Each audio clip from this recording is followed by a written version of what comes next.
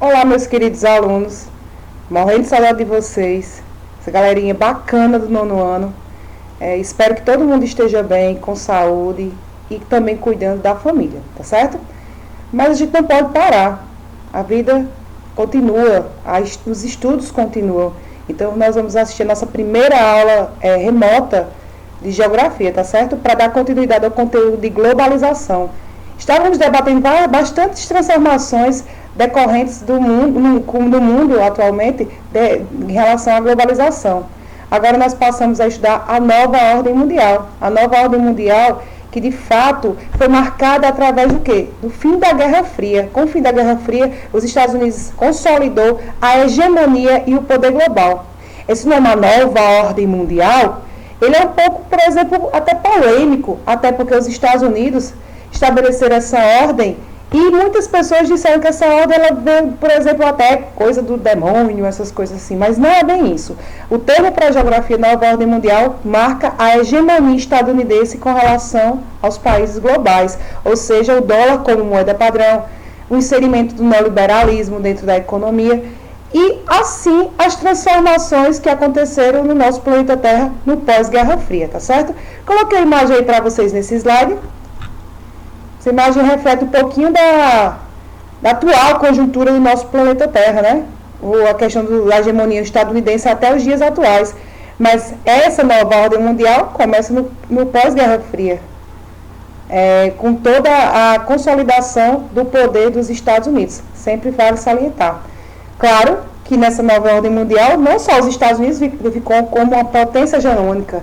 Nós temos vários países que se tornaram potências econômicas globais após os anos 90 também, que nós vamos ver mais à frente, como a China, depois dos anos 90, com os produtos cada dia mais consolidados com a economia internacional, a Alemanha, o Japão. Então, nós temos uma ordem multipolar atualmente, mas no fim da Guerra Fria, especificamente depois dos anos de 1989, já quase no início dos anos 90, com o fim da Guerra Fria, que foi o marco da fim da Guerra Fria, foi a queda do Muro de Berlim e a dissolução da URSS, faz com que essa conjuntura planetária ela tenha uma nova órbita, e essa órbita nós vamos aprender a partir de agora.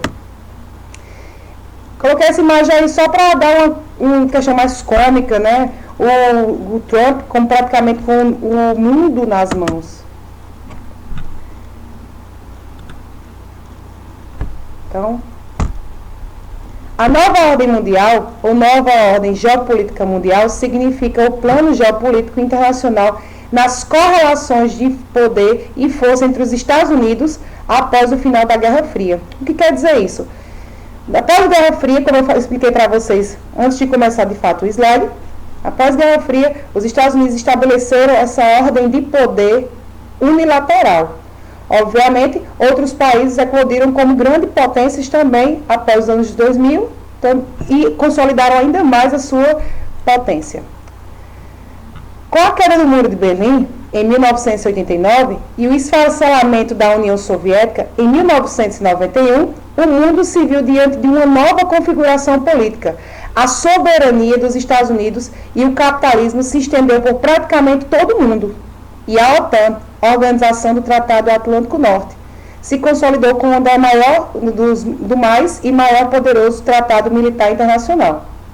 O planeta, que antes se encontrava na denominada Ordem Bipolar da Guerra Fria, passou a buscar um novo termo e designar um novo plano político. Ou seja, depois da Guerra Fria, o mundo ele tornou-se o quê? Mais intensificado nas suas relações comerciais e também a consolidação da cultura estadunidense em todo o mundo.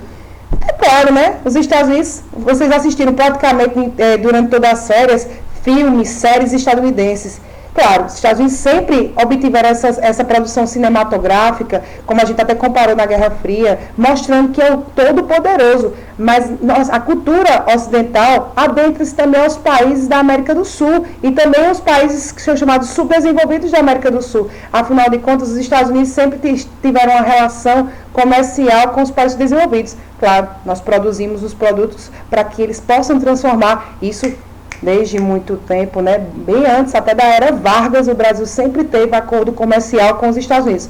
Não é de agora, viu?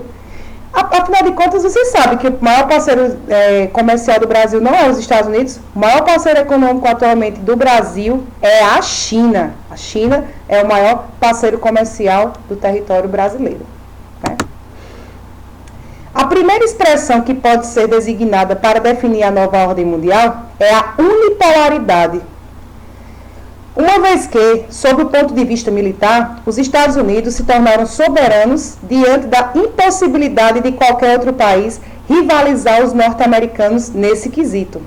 Então, isso quer dizer que os Estados Unidos se tornou o quê? Soberano, principalmente no que diz respeito ao poderio bélico, ou seja, poderio militar. Mas outras potências também se tornaram potências no poderio bélico, como a China, que tem um dos maiores exércitos do mundo, também fabricação de armas de grande porte. E além disso, da China, nós temos ainda a Rússia. A Rússia é um dos maiores fabricantes de arma do mundo, como a gente já comentou em nossas aulas.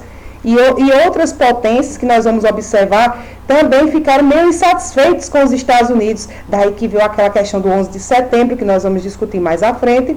E outras guerras, como a guerra ao terror, ao Iraque, ao Afeganistão, porque os Estados Unidos, mesmo como potência econômica mundial, não é um bom produtor de petróleo. Então, eles vão buscar, principalmente no início do século XX, petróleo, principalmente nas maiores fontes que nós temos atualmente, que é no Oriente Médio.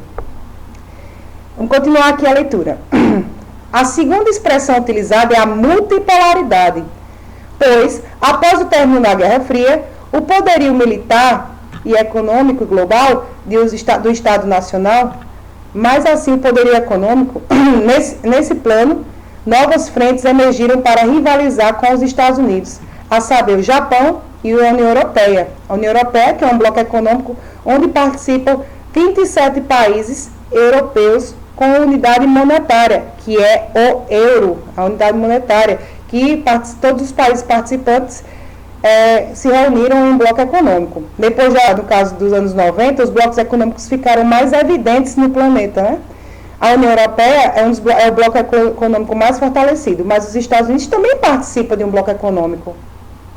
O NAFTA, o Acordo de Livre Comércio da América do Norte, junto com o Canadá e o México, que é a área de livre comércio da América do Norte. Só que não tem essa unidade monetária. Nós sabemos que o México é um vizinho pobre, um vizinho bem, no caso, esculhambado literalmente pelos Estados Unidos. E nós sabemos que o México depende também economicamente dos Estados Unidos. Apesar que eles não ultrapassam muito as fronteiras com os Estados Unidos, mas o México também é um grande exportador para os Estados Unidos. Por fim, temos essa terceira proposta mais consensual, a unimultipolaridade. Outro termo que nós utilizamos para a geografia para designar que outros polos de influências começaram a existir é a unimultipolaridade. Nome esquisito, né? Mas, afinal de contas, nós não só temos os Estados Unidos como potência atualmente. Nós temos o G8, que é o grupo dos 8 países mais ricos do mundo, os que dominam a hegemonia planetária nos dias atuais. Tal expressão é utilizada para designar o duplo caráter da ordem do poder global.